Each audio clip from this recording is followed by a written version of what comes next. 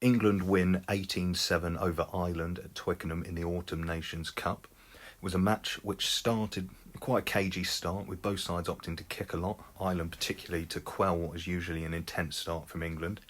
England got their first chance to attack after 15 minutes, Johnny May catching a crossfield kick from Owen Farrell to put it 5-0 up. Only a few minutes later, he received the ball within his 22, scored one of the great solo efforts Twickenham has seen. Unfortunately, no crowd to see it. England were happy to defend the rest of the half, putting a lot of pressure on Ireland's line-out and showing a ruthless defence, which has become a hallmark under John Mitchell, to lead 12-0 at half-time.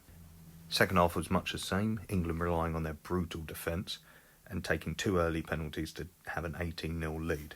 But a lot of ill-discipline meant they were absorbing even more pressure in the second half, but Ireland could still struggle to break through their defence. It was only in the 74th minute Ireland got their first points of the game through a chip for Jacob Stockdale to receive and run over the line, to make the final score 18-7.